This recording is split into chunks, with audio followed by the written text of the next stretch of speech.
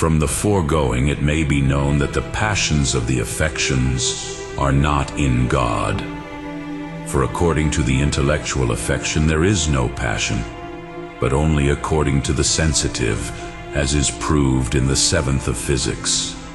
But there can be no such affection in God, since he lacks sensitive knowledge, as has been clearly said above. It is therefore left that there is no affective passion in God. In addition, every affective passion takes place according to some bodily change. For example, according to the constriction or dilation of the heart, or according to something of the sort. None of which can happen in God, because there is no body and no power in the body, as was shown above. Therefore there is no affective passion in him. Again, in every affective passion the sufferer is in some way drawn outside his common, equal, or connatural disposition, the sign of which is that these kinds of passions, if concentrated, bring death to animals. But it is not possible to draw God out of his natural condition in any way, since he is completely immutable, as was shown above. It is clear, then, that such passions cannot exist in God.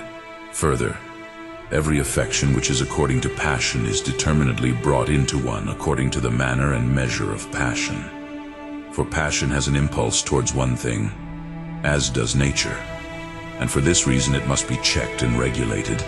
But the divine will is not determined according to itself to one in the things that have been created, except from the order of its wisdom, as was shown above. Therefore, there is no passion in him according to any affection. Still, every passion is the potential of something existing. But God is entirely free from power, since he is a pure act. He is therefore only an agent, and in no way does any passion take place in him. Thus, therefore, all passion is removed from God by reason of the species. But certain passions are removed from God not only by reason of their kind, but also by reason of their species. For every passion receives its species from its object. Therefore, the object of which is completely incompetent to God, such a passion is removed from God also according to the reason of its own species. And such is sadness or grief, for its object is evil already inherent, just as the object of joy is present and habitual good. Sadness and pain, therefore, cannot exist in God from their very nature. Still, the reason for the object of any passion is not only taken from good and evil, but also from the fact that in some way a person has a relation to the other of these. For thus hope and joy differ. If therefore the very mode of having one's self with regard to the object which is included in the reason of passion does not belong to God, neither can the passion itself belong to God, even from the reason of its proper species.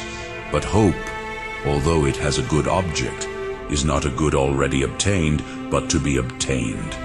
This indeed cannot belong to God, on account of his perfection, which is such that no addition to him can be made. Therefore there cannot be hope in God, even by reason of his nature. And in the same way, no one's desire was held. Further, just as the divine perfection prevents the power of obtaining some good from God, so also, and much more, it excludes the power of evil. But fear regards the evil that may threaten, as hope regards the good to be obtained.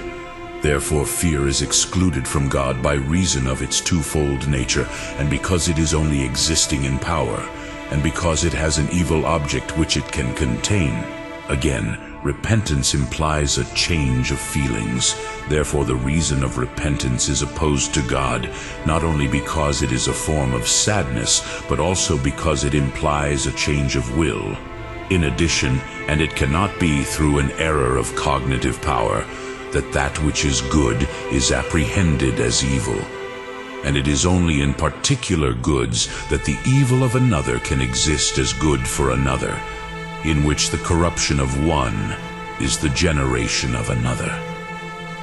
But God is the universal good, in whose likeness all things are said to be good. Therefore no evil can be good to itself. nor can it be that he apprehends that which is simply good and is not evil to himself as evil, because his knowledge is without error, as was shown above. It is therefore impossible for envy to exist in God, even according to the nature of its nature, not only because envy is a species of sadness, but also because it grieves over the good of another and thus takes the good of another as evil to itself. Still, it is of the same reason to be sad about good and to desire evil, for it is the first reason that good is esteemed evil. According to the truth, it is from this that evil is esteemed good, but anger is the appetite for the evil of another, for revenge. Anger is therefore far from God according to the nature of its nature, not only because it is the result of sadness, but also because there is an appetite for revenge because of the sadness conceived from the injury inflicted. Again, whatever other passions are of these kinds or are caused by them, they are excluded from God in the same way.